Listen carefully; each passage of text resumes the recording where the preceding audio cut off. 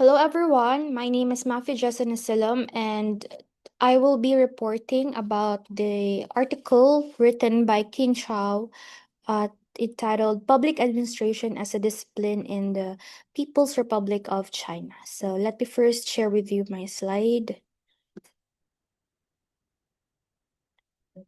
Okay. So the title of my report is Public Administration as a Discipline in the People's Republic of China. So here is the topic outline. First, the development of public administration in China, the historical perspective. Uh, Next, the nature and scope of public administration in China, theory building. And three, issues and prospects in the development of public administration in China. So let's start with the development of public administration in China, historical perspective.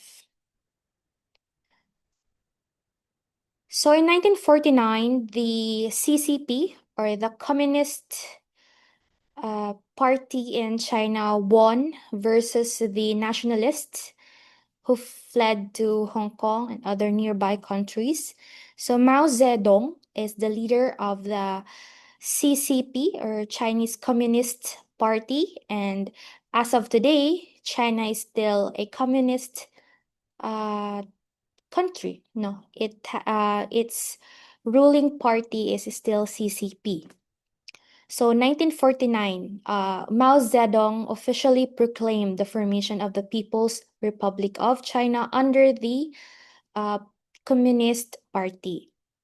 Now, in 1949 to 1979, Mao Zedong is not really fond of public administration or the study of it. So he did not support the study of public administration and even banned several books and schools offering public administration as a course because he believed that it promotes Western idea and it's not in line with the CCP directives or CCP directions. However, in 1980, Deng Xiaoping, a prominent leader of CCP and of China, criticized the performance deficiencies of the state bureaucracy of China and identified several issues of bureaucracy. So in 1980, still, CCP is the ruling party, and we have here the CCP directs the goals. No, it's the principle. It directs the goals, the vision, the mission of the country, while uh, the state bureaucracy acts as the agent. So it implements the plans, the VMGO of the CCP. So in 1980, Deng Xiaoping, a prominent CCP leader, observed that the VMGO of CCP is not uh, properly implemented by the state bureaucracy because of its deficiencies. So he identified several issues of the bureaucracy that, such as first, authoritarianism. So there's a rampant authoritarianism, routinism, elitism, corruption, shirking of responsibility, deceit, laziness, formalism, red tape, nepotism, and seeking of special privilege. Because in the past, in Chinese history, I read that um, you have to work to have a ticket. So yung ticket na yon pwedeng i-exchange for food or to buy materials or furniture, mga ganyan. So, ang nangyayari, yung worker, kapag magre-retire na siya or aalis na siya sa work, yung papalit sa kanya ay kanyang family member. So, ganon. And sometimes, pwedeng makuha ng iba yung position depending on the leader. Kung malakas ka sa leader, ganyan. So, ganun yung sistema ng labor dun sa China. So, there's this nepotism talaga and seeking of special privilege. Okay. And syempre authoritarianism because in Chinese history dun nung nag-transition sila from caste system to a a communist or socialism, yung mga militar, sila yung may mga high position sa government. Yung upon their retirement, so nung hindi na active yung war, yung wala na yung war, yung mga matataas na posisyon sa military, more on sila yung nakakuha ng mga magagandang employment benefits sa state bureaucracy. So, mostly ng mga unit heads, yung mga leaders ng mga offices ay military yung may hawak. So, more on authoritarianism siya. Okay. Now, in the same year, so Mao Zedong, having observed all these deficiencies no, and issues, calls for bureaucratic reforms. And thus, public administration becomes a glamorous subject matter in China in this age of reform. So 1982, Professor Xia Shuzhang published an article in the official newspaper of CPC in which he called for a systematic study of administration. So this is when public administration started to be more popular in China. So 1985, there is a grad meeting in the city of Jilin held with the state council, high-level officials, and Ministry of Labor and Personnel. So there were major resolutions adopted in the meeting, included first, endorsement on the establishment of public administration as an academic discipline, which shall be characterized by scientism, modernity, and legalism. Two, the building up of a massive team of PA scholars in China. Three, setting up of an organizing committee for the establishment of a National Association of Public Administration. And last, the promotion of a cooperative relationship between the government and the PA scholars in areas of joint research, in service training, and management consultancy. So 1987, so because of that meeting and the resolutions implemented, no, in 1987, there were 100 institutes offering PA courses. There were more books about PA printed, and more than 1,000 scholars, Chinese scholars, were claimed expertise and interest in public administration. So, yun. So, hanggang 1987 lang siya because the paper, it was published in 2001. And according to the author, King Chow, the study was conducted starting 1980 to 1988 only. So, ito yung parang the beginning of the development of public administration in China. Okay? So, yun yung sa paper na dinidiscuss. Okay?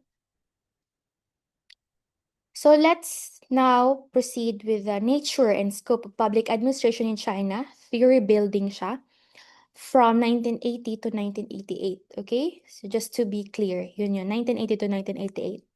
Yun yung kinonduct yung paper. Okay? So, there were 5 school of thoughts on the nature of public administration during those time.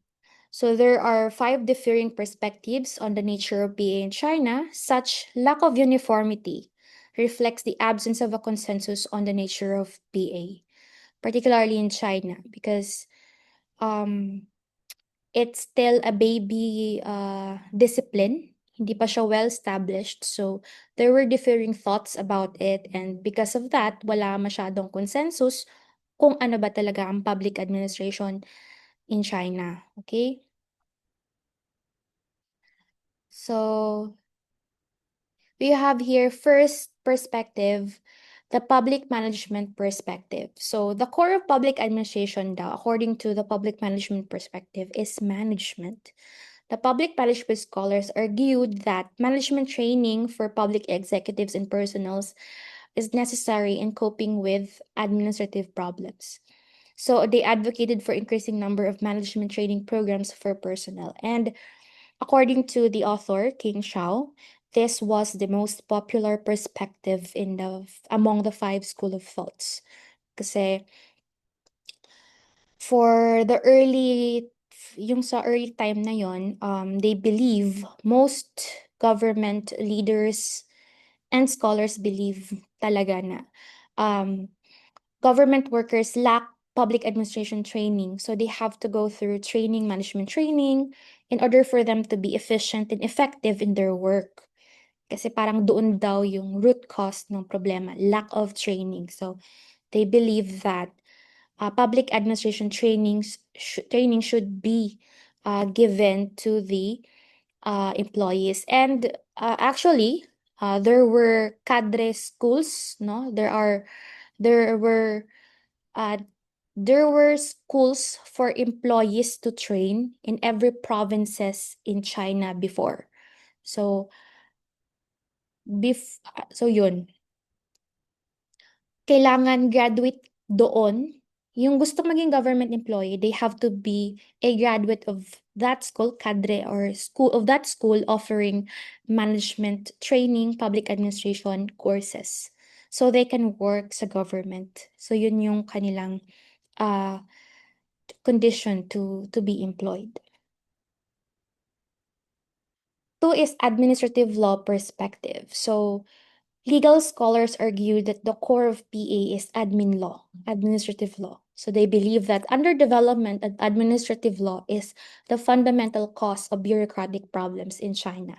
Hence, they advocated for a systematic study of statutes, ordinances, decrees, executive orders, which first determine the scope and nature of functions of state organs, and two, define the powers and privileges of state organs, and last, govern and regulate the behavior of state cadres. So, uh, so yun, adopted dun sa grad meeting nila in the early 1980s, no, 1982. So, for them, public administration is more on parang legalism. So, there should be rules. So, lacking pa ng mga administrative laws sa nung early period in China. Hence, for legal scholars, they believe na because of the lacking orders or mga charters, siguro policies in the workplace, nagkakaroon ng bureaucratic problems. So, if there were laws implemented for administration, for public administration, then siguro mawawala na yung mga bureaucratic problems identified earlier. Okay? Now, number 3 is the political economy perspective. So, perceiving that the state administrative apparatus functions to facilitate and promote economic development, these scholars call for one, delineation of interactional relationships among political, economic, and administrative systems. Two, establishment of theories of economic development in the primary stage of socialism. And three, application of microeconomic theories in the management of state organs. So, for political economists, they believe that the end goal of the state should be economic development or economic growth.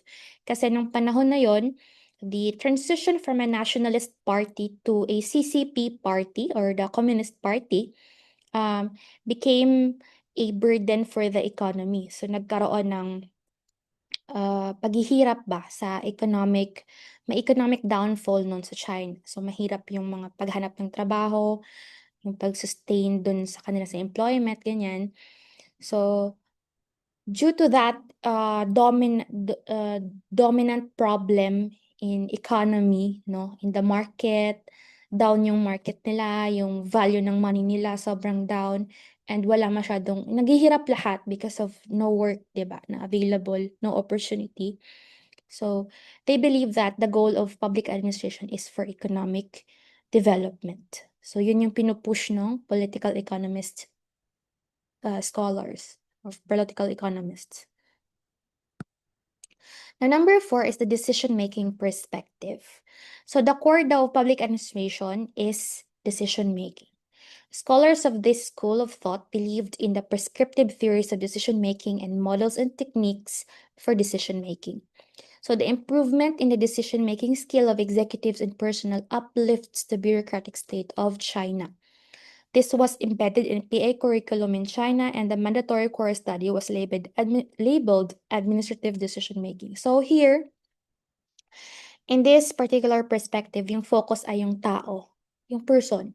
Because sino ba yung bumubuo ng state bureaucracy? Diba, mga tao rin naman sila. So, this perspective believes na kung mag-i-improve yung tao, particularly yung decision-making skills nila, di ba? Yung capacity nila to decide on matters, on administrative matters, maybe masosolve yung problema sa yung mga bureaucratic problems. So, they focus on the person itself, on the person, okay? So, capacitating the person's decision-making skill is they believe is the solution for bureaucratic problems. So, because of this notion actually gained popularity in China, and most schools offering public administration, they have this mandatory courses, parang general GE course siya, na naniniwala sila na talagang, may mga mandatory course talaga na you really have to take, like the administrative decision making, in order for you to graduate, no? Okay. Now, last we have the political science perspective. So, political scientists believe that political analysis of bureaucracy in society interface is necessary and political reform as a solution to administrative problems.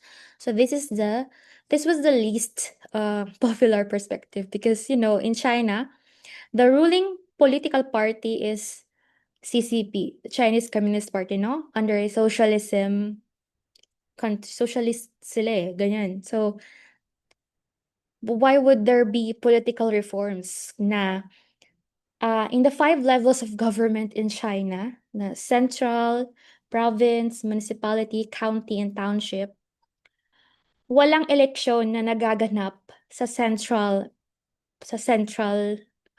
government. It's appointed actually. Walang eleksyon. So, paano magkaka-reform? Sila-sila lang. Isa lang yung ruling party sa China. Hindi siya tulad ng USA na pwedeng maging Democrat, pwedeng Republican, or dito sa Pilipinas na napakaraming political parties. Multi-party yata kasi tayo eh. Parang hindi mo na nga alam ano ba yung goal nila or 'di ba parang ganun. So in China, wala, CCP lang talaga siya. So why would there be political reforms in China, 'di ba? Hanggang ngayon CCP pa rin sila. So they don't conduct elections sa national government nila. They only conduct elections sa mga county or townships for yung mga township leader, village leader, yun lang yung may election. The rest appointed. Okay, appointed. Okay, yun. So that's why least attractive, least popular siya. Yung political science perspective. Okay? Now, for the scope of public administration, they have this consensus, okay? Although hindi pa talaga siya well established because of the 5 school of thoughts, paiba-iba, 'di ba? They lack of uniformity on what is public administration. They can't define it talaga during those time. So, however, they believe naman na public administration is a distinct field of study, differing from public administration and other functional administrations such as judicial administration or management or tertiary institutions. So, naniniwala sila ito, may uniformity, may naniniwala silang lahat dito na PA is a distinct field of study. So, this consensus is based on 3 assumptions. First, Public administration is a practice that involves the exercise of state or public authority and implementation of party and state policies. Okay? So, okay.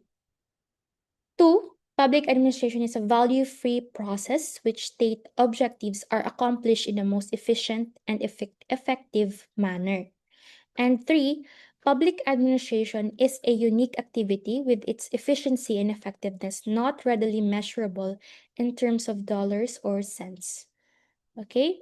So, hindi lang ang goal is to earn money sa public administration. So, public administration for them is a unique activity, no, that gets the job done in an efficient and effective manner. Okay? That gets the state objectives accomplished. So, yun. Now, here are the issues and prospects in the development of public administration in China in the 1980s. Okay? So, first issue, Chinese scholars have always had difficulties in gaining access to information from government officials as administrative secrecy remains the norm. Thus, PA scholars still find empirical research to be either unfeasible and frustrating. Okay, so although there is a push to develop the study of public administration, hindi naman basta-bastang nakakakuha ng mga needed information yung mga Chinese scholars from government officials because they believe, meron kasing administrative secrecy norm. Parang hindi ka basta-basta makakuha ng information or data from the government. Okay? 2 is complete research methodology has yet to be developed in China. So one of the problems ng mga Chinese scholars is they are not that proficient in research methodologies na ginagamit ng mga Westerners. So dahil doon, sa lack of knowledge and expertise and research methodology, nalilimitahan yung pag-research nila about PA. And 3, resolution of the problem of trained incapacity is waiting. So lack of training, research training on public administration. Kasi nga, emerging pa lang ang public administration as discipline. And also, emerging rin naman yung mga Chinese PA scholars. So wala pa talagang yung masasabi na expert level na during 1980s. Now for the prospects.